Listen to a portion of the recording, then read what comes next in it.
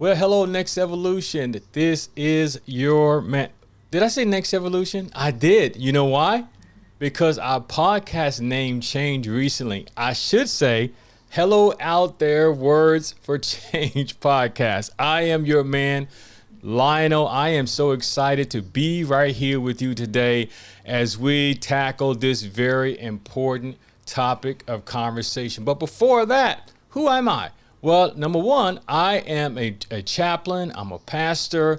I'm a minister, also a business owner, and I've been doing what I do for over 20 years. A lot of people know me as a chaplain. Some people know me as a personal friend, and then I am a confidant to many. So yes, I am Chaplain Bailey. I help people. How?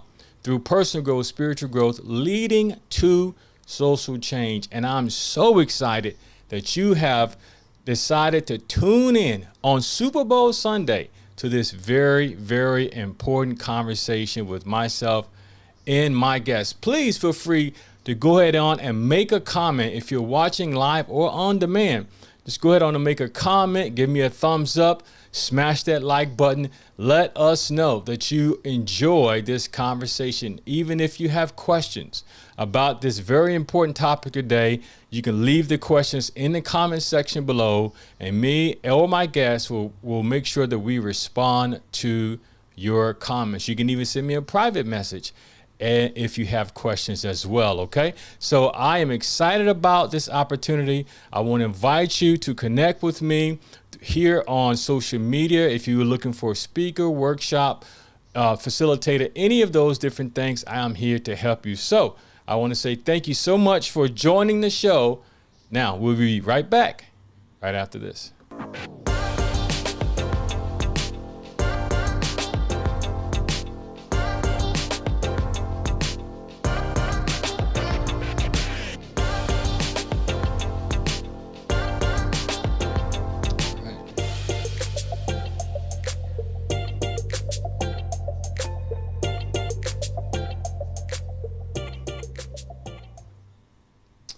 Well, I am here today with my special guest. I am excited to have her. She's going to come and join us here momentarily, and I am super, super excited about the opportunities that we have right now here on the Next Evolution, on the Words of Change. I keep saying Next Evolution, and I think I keep saying that because, man, I'm telling you, it is absolutely crazy to go from a podcast of Next Evolution to Words of Change podcast here. Let's see, we to have a few. Oh, we have some technical difficulties. Okay, just give me a few seconds. That is totally fine. It's happened before. Let's see here. If I can get our guest to come on up here. Let's see. Just keep holding on. If you guys are watching us live, please don't hesitate to make a comment as we move forward. Okay, what is going on here? 1, 2, 3. Let's do this. And let's do this. Oh, man. Hold on. Okay, having a few minor technical difficulties. How you doing?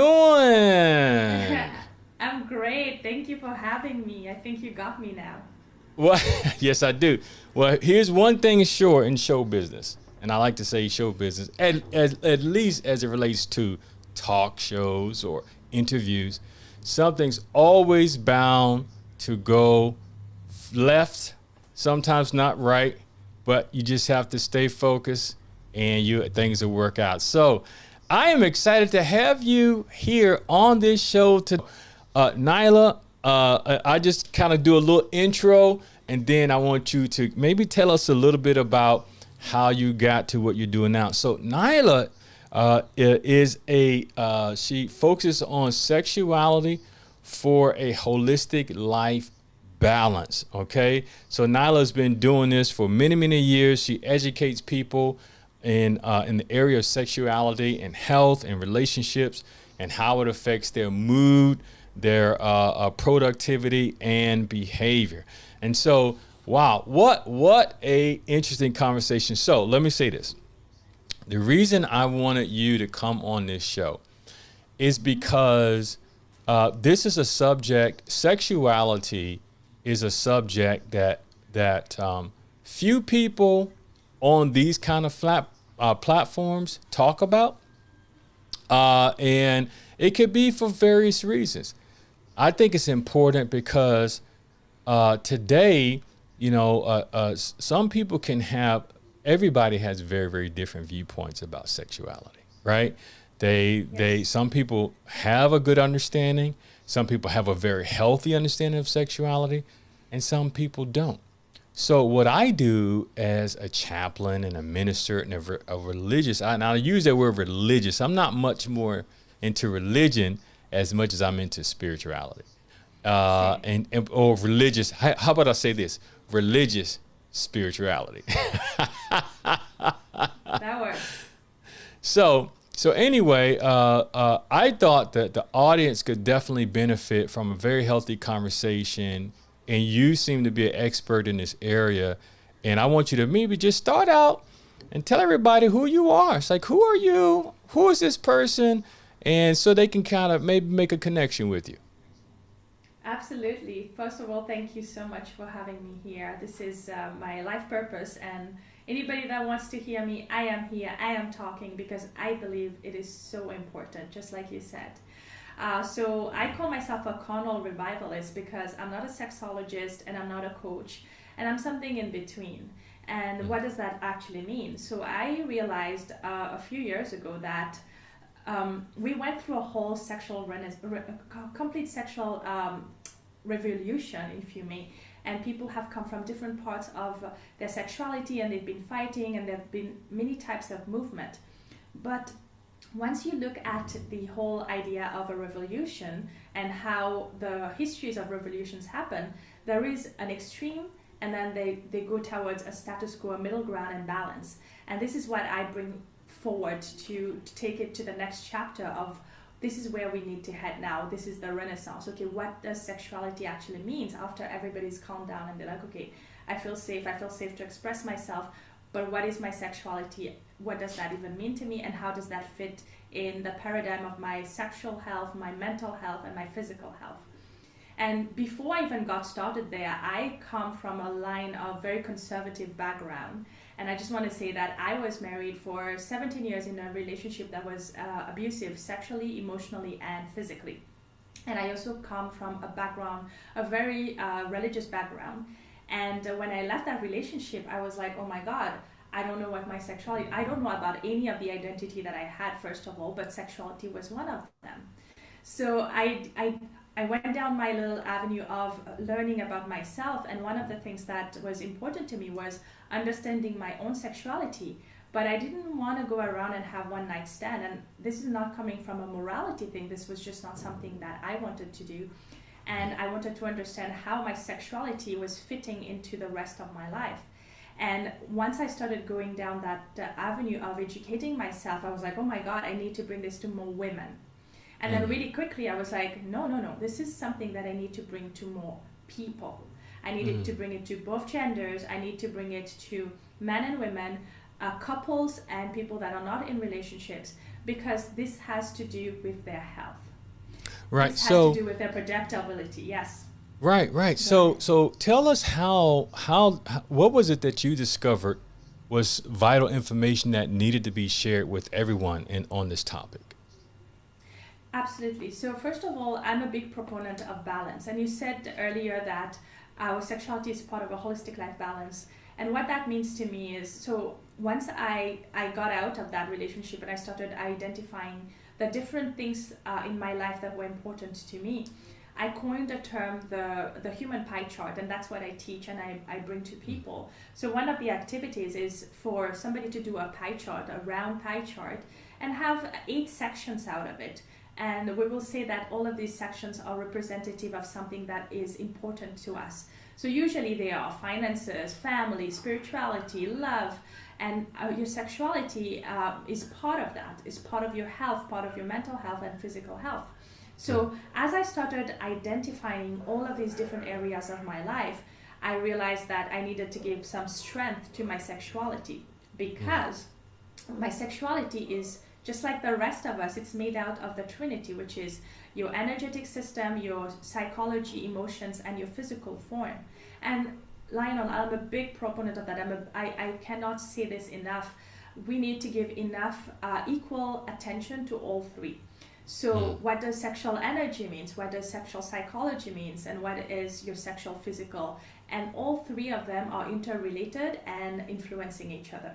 Now, to zoom out and to answer your questions about what did I learn? Well, we all know that having a good night's sleep is important. Having a balanced diet is important. Having a good exercise routine is good for our health, physical, mental, and so forth. And we also understand that if we are not taking care of those aspects of our health, it's not just going to affect that. So if I'm eating unhealthy fast food all the time, it's not just going to affect my physical form, the way that I look, the way that I feel is going to be affected. And it's going to affect how I wake up, how I see myself, how my psychology connected to this, how I am performing at work, how much motivation do I have. And in the same way, excuse me, I was going to sneeze now. In the same way, in the same way, our sleep is the same. Like, I'm sure a lot of the people listening to this are going to agree that if you don't sleep a good night's sleep 3, 4, 5, 6 days in a row, it's definitely going to start affecting other areas of your life. How you show up at work, how cranky you are, and so on and so forth. And because everything is so interconnected, our sexuality is doing the same. That's it. And we're not talking about it. So I don't come and influence people in their lifestyle in terms of like what sexuality should mean to them. What I do is I bring the conversation that is so important about how sexuality, just like a good night's sleep, just like a balanced diet, just like being healthy and going to the gym, is important and is something that we need to have more conversation about and we need to learn and teach about. That's kind of the idea. So, so my perspective of sexuality, particularly now, I'm going to talk about this from a religious perspective, because my understanding of this whole concept came primarily not only from, like everybody does, through personal experience, but the why behind, right? The definitions of it as you become older. Why do you do it, and how does sexuality affect? Now, I put my money on this, that most of the people who are watching and listening to this interview, their viewpoints about sex and sexuality probably came through just experience. And so with that experience, they may have developed some very unhealthy ways, particularly in our culture. I'm saying particularly in the United States, because that's the only culture that I've lived in. Right? Sex is this culture is over sexualized, right? Meaning like, every viewpoint, everything that may be taboo or not about this topic of conversation is it's just kind of like buckshots. Like, it just kind of throw it up against the wall and you just kind of, you get what you get, and people don't really understand this concept. And now I got a deeper understanding of this concept religiously when I went through seminary. And there was a few books that I came across as it related to religion and sexuality. And that a great part of the religious conservative movement and evangelicalism in particular, when they talk about sex and sexuality in the body, they disassociate spirituality from sexuality. So in other words, they disembody, their spirituality is sort of disembodied. And so they even have the conversation about the passion and urges and experiences that everyone goes through sexually. they weren't willing to have that conversation. It's almost like, having an Augustinian view, which was, hey, we're not going to, the body is evil, the body is bad, so forth and so on. And we're only going to talk about the spirit. So they sort of disembodied sexuality from spirituality, or the spirit from the body, and made one greater than the other. The problem with that, and this is going to be interesting, Naailah. The problem that I experience, not like the teaching, that kind of teaching, what it does is that it says that the church, or my religious background, has very little to say about the body, particularly about your urges and passions. And so people, when you don't talk about it, guess what they do? They have all kinds of viewpoints about it. They learn from everywhere else, and sometimes they misuse it, which is the reason why you've seen leaders who are getting caught up in, sex scandals, various large religious organizations having issues with sex scandals and so forth and so on. So I don't know if you can speak to that at all, but how can your viewpoint, what you learn, can help us have a more healthy viewpoint about sex and sexuality? That's a beautiful conversation. And first, I want to say, when we are talking about a religious background, to me, the same issues is underlying in most of them. So anybody that's listening to this from different religious background, I'm saying that this is the same conversation that we need to be having in all of them. So the way that I see it is that, like I said before, we are one part each: energy, psychology, and physical form. And bridging that gap between the sexual taboos and the over-sexualization that we have in parts of the world, like the United States, is primarily one of my life mission. Because and to overcome that is just education. It's purely education and awareness and consciousness. So the more we have those conversations about it, people are going to start realizing, and then they can do their own research, they can do their own experiential testing, and they can understand what it is that we're talking about. Spirituality and sexuality are so linked together, in my opinion. And the reason why is, on earth, this is the highest form of an energy that I have personally encountered, and I'll tell you why. Because with that energy, a man and a woman can come together and create another human being.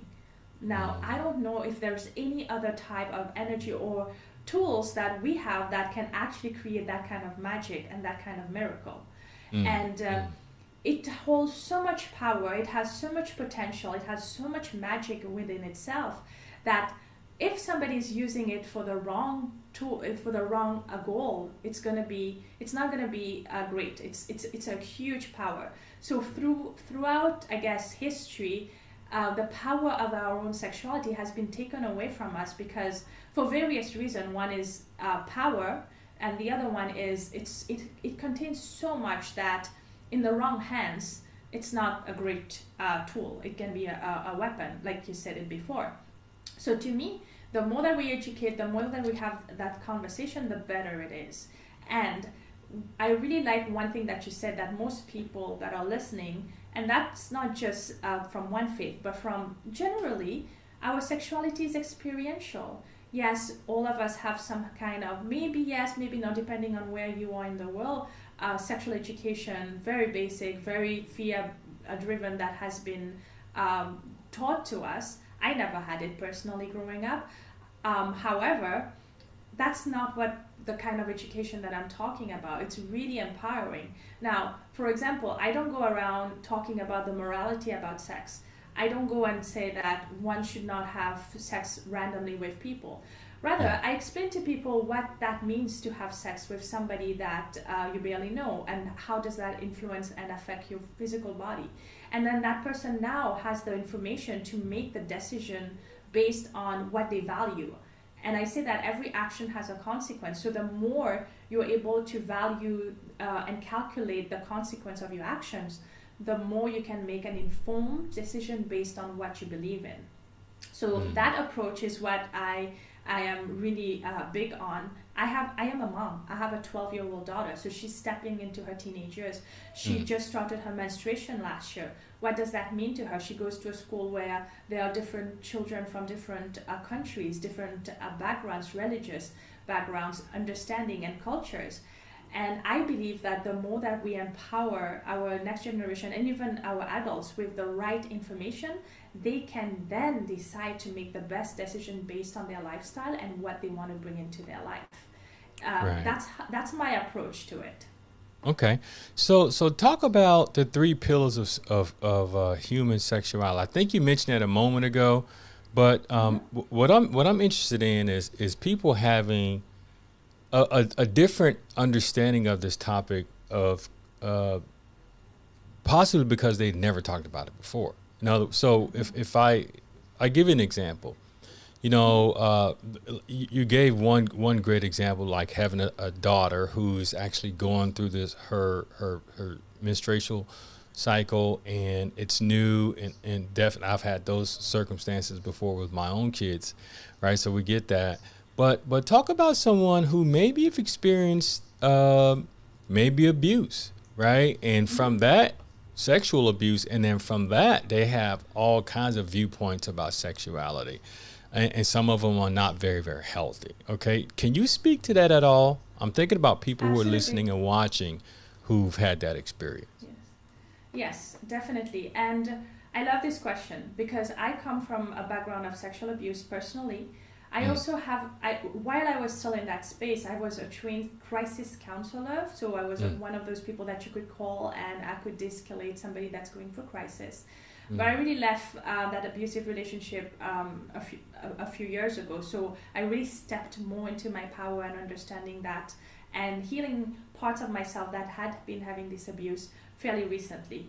And I loved working with both abusers and abusees. And I say that out loud. I see this as breaking the pattern of cycle of abuse that's happening. So taking somebody that's abused a person sexually or otherwise and just throwing them in jail does not help society in the whole, doesn't help the community, doesn't help that person. They are reintegrated into society and there's more issues from there. So I just want to say that personally, I like working with both because I see equal value in reforming somebody from that angle and that felt that they needed to commit some kind of abuse on another human, and helping the human that has experienced the abuse and bringing them back to a whole aspect of themselves and what sexuality can be for them in the future. So when you said earlier that our sexuality is basically our experience, our experiential sexuality, I love this because that's exactly how I explain it. I said anybody that's talking to me or listening to me currently, their sexual identity, that's the word that I use, and I want to discern this from any type of sexual preference. That's not what I'm talking about. Who I am sexually as a human being is what I mean by sexual identity. Is basically the average of my past experiences, my social programming, what I've consumed from the media, and we have to bring this in here. But the porn industry is huge, and the porn industry has been an industry that has been promoting a lot in our media culture and what we consume on a day-to-day. It's been so normalized. And as I'm 39, and I grew in a very conservative background. So at one point in the early 2000s, that's when I saw a huge normalization of what porn is.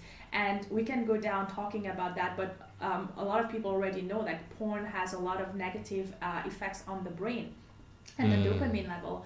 So to go back, like this is what somebody is sexually right now, that average of that. So of course, if that person has had some kind of abuse, and that doesn't necessarily mean that somebody went and raped that person, that's one form of abuse.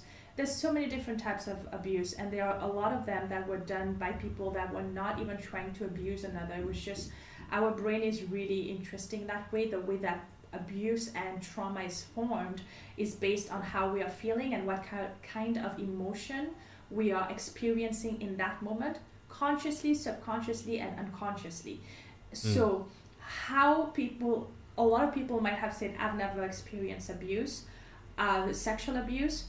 or vice versa. And the truth is we have to dig deeper to know, because depending on how you're reacting and how you're experiencing your current sexuality, there might have been some kind of trauma or sexual abuse there. And for all of these people, the first thing is to first of all identify that this is going on, and that there is help, there are ways, there are tools that can be done to reconnect first to yourself and have a place of safety within your own physical body, your own emotions. And the more you work through those, the more you can go and have a better physical sexuality after, if you choose to.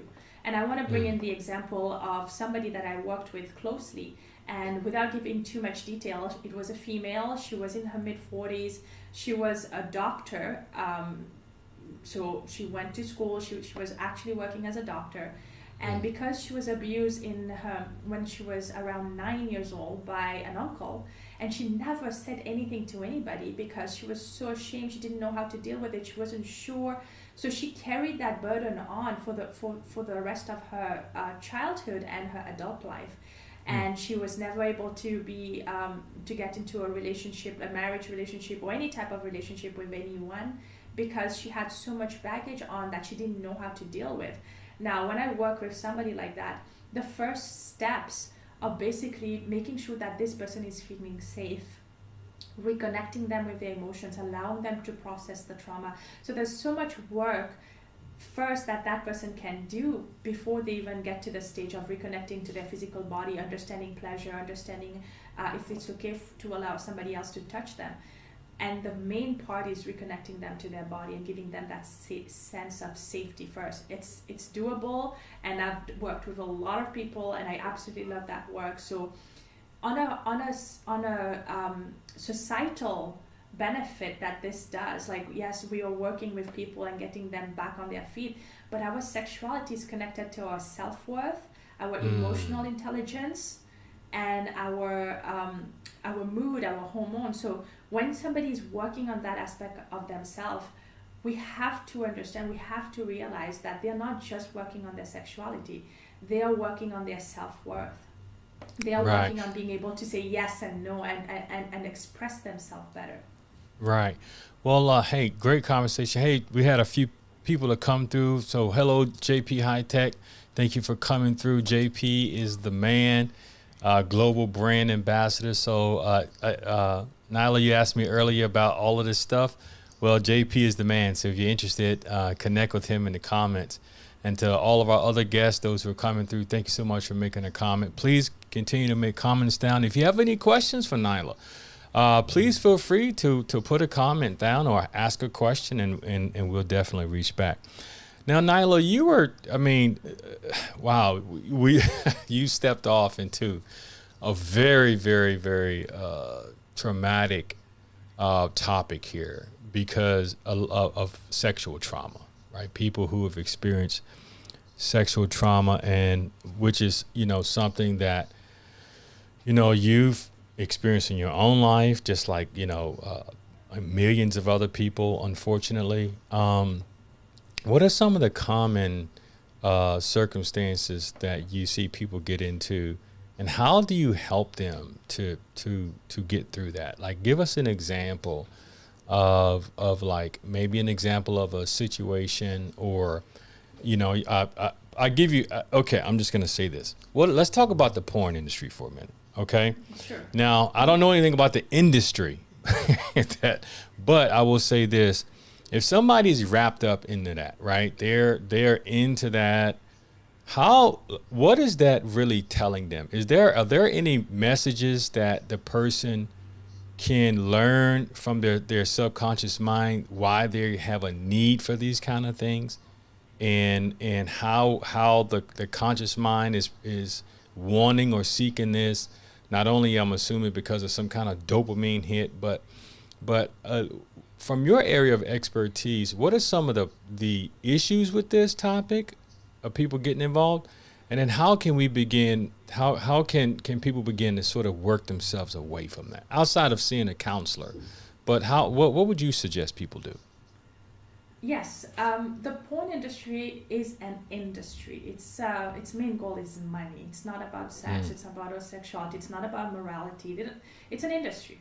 So their goal is to profit, and they've done a very very good job, like I was saying earlier, to normalize it. So a lot of the people that are sucked into it, that I'm not saying that not most of them have an issue, that they have some sort of trauma that's getting them to be watching porn or addicted to Mm. porn.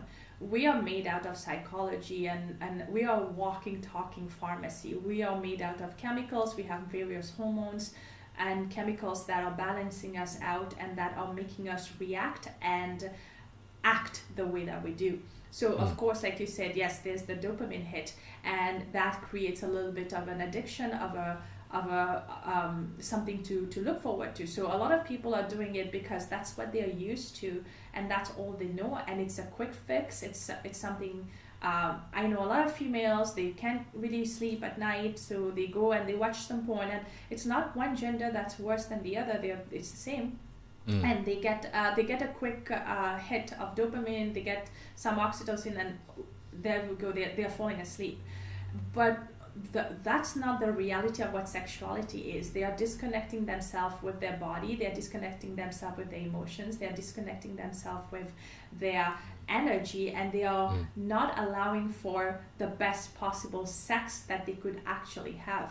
And I heard a gentleman talking about how when he was younger, he was brought up in an environment where sexuality was completely taboo, and he was from Utah, and him and his sibling didn't even have access to a computer to be able to, or even a cell phone to be able to use or watch porn. Like, they didn't even know what porn was. So when he was 18 and he started having a little bit more freedom, he became addicted to pornography. And then through doing some work and then really going deeper within himself, he was able to get rid of that. And the difference, he said something that really touched me. He said that most people think that pornography is giving an unrealistic view of sexuality, that we can't get there. He's like, it's actually giving a really low view of sexuality, because what you actually can do once you're not in that paradigm, what you can create with another human is so much more powerful, so much more pleasurable, and so much more deep and more connectivity than what the porn industry is showcasing, that it's selling out sexuality so less. So one of the tools that he used, and I promote a lot of this with people, is to have a real conversation with yourself first. I'm not saying that it's a morality issue. I'm not saying that's a bad thing to watch porn. It's not doing you any favor.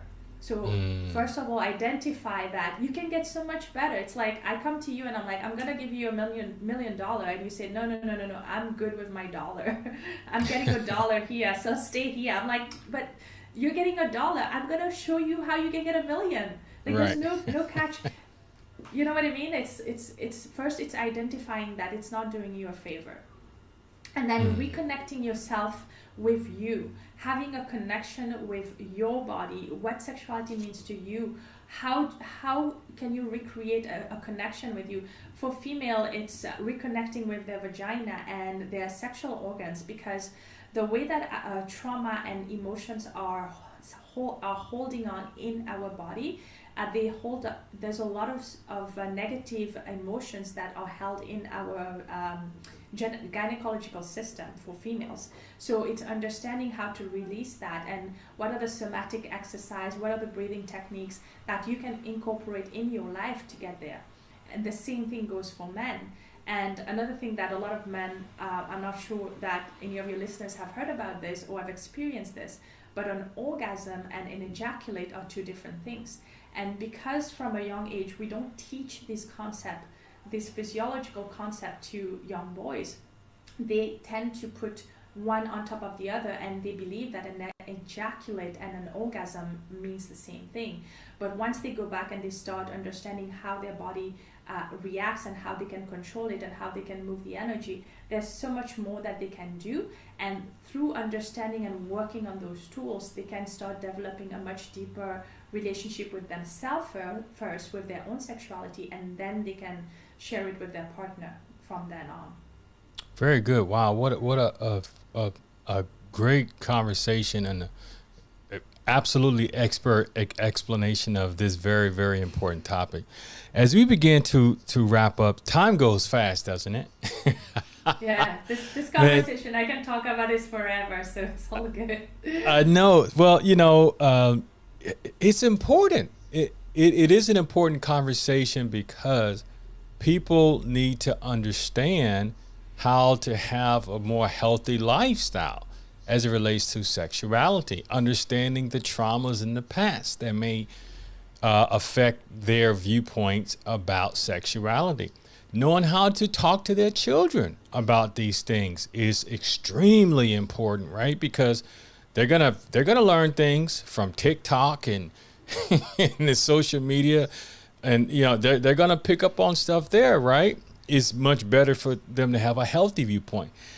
For me, as a pastor and a chaplain, right? I want people to know not only talk to someone who's an expert in these things, but a religious viewpoint about the sacredness of this very activity, the sacredness of it, the importance of it in a relationship, right? This is a kind of when I counsel people one-on-one or group couples, they talk about this issue. And even when I do a thing what they call pre-marriage counseling, where I'll sit down with a group of people before they get married to kind of help work out some kinks or maybe look at some blind spots that they perhaps didn't see coming. And so when I get to this issue of sexuality, I mean, you could see the nervousness on their face. And that's I used to evident, be right? one of them. I Yeah. used to be like that too, so I know, yes, yes. Yeah. Well, Yeah. it's a tough conversation. I'm sorry. Go ahead. Yeah. No, I am agreeing with everything that you're saying. It's Yeah. very, So, yeah. yeah. So, it is an important topic of conversation. And so I kind of want to end with this question. And if anyone else, again, guys, thanks for coming through. Thanks for watching. I see people coming in and out back and forth. So for someone who maybe has a traumatic experience sexually that's really changed their viewpoint, or they have a very unhealthy practices with sexuality, or maybe their religious background is really robbed them of understanding this topic of conversation. Now we know we cannot handle everything in 45 minutes, right? Because it's such a wide topic. But what would you say could be some simple steps that they can take, that they should take, they can take and should take in order to begin gaining a better understanding and working toward having a more holistic and a productive life with sexual health and healthy view of sexuality? Yes. The first thing is the a connection to guilt, shame, and regret. Then identifying what's the most the emotions that's driving themselves mostly. Is it shame? Is it regret? Is it fear? And then working on eliminating those. So I'm talking about somebody that has all of these things that you've said, whether it's a disconnection, sexuality because of XYZ, but also people that have abused, also people that know that they've done something that they're not too happy about, and that could be a male or female, it could really be anybody. And the first thing is for them to know that this is something they want to work on and be genuine about it, and be honest with themselves. That's the first step. Your connection to yourself, your ability to say the truth to yourself is the most important part. And once you start making those first steps, I guarantee you everything starts coming towards you from then on. Like the moment you say that this is what I want to work on, the next thing is to eliminate all of these negative emotions around it, step by step, journaling about it. Educating yourself. I do really promote working with somebody, so I do work with people one-on-one. I also have a course, but for people that can't afford it, for people that's not on their budget right now, I have a small course that's available on my website that I can provide to you. So it's a 7-day, I call it a sex detox. And why it's a sex detox? It's basically showcasing it's 7 days of activity, and they are 5 minutes videos, and it gives the person an ability to dive deeper within themselves and identify where their sexuality how it has been formed, how it has been influencing themselves and their decision making, and what they can do to change that. So a lot of it is self-reflection. So if somebody never has access to the internet, they cannot go and do the course, it's a lot of self-reflection. It's truth. It's been truth to yourself. But if you do have access to a computer and you have 7 days, go for it. You can sit down, watch the video, give yourself 30 minutes, do the activity. Or like some other people that are a little bit more advanced in this work, they've sat down and they've done the whole thing in 1 day, because that's something they could process. But if it's your very, very first time connecting with your sexuality, it doesn't matter how old you are, but you're going in and this is not something that you've ever put into the forefront. It's something that you always put aside and never discussed, never analyzed. Take the 7 days, do it properly, and then reach out to me. I'm here to answer any questions. I love doing this. This is my passion. This is why I'm here. And ask me questions. I am here to answer them. Awesome.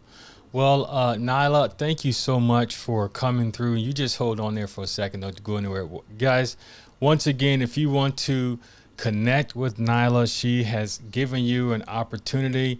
Her information from her you can follow her on social media, and then she has a lot of different ways where you can get in contact with her through her social media platforms. Man, I'm super, super excited.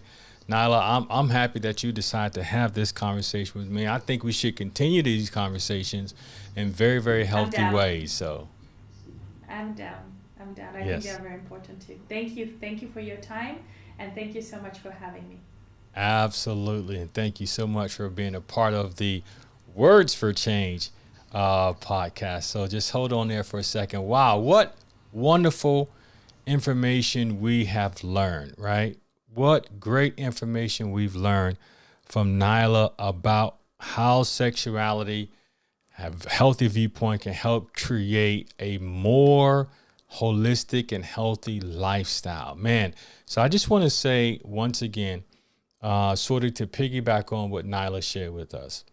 Number one, if you are having if you've had traumatic experience, sexually, and you have had abuse in that way, man, reach out to somebody, right?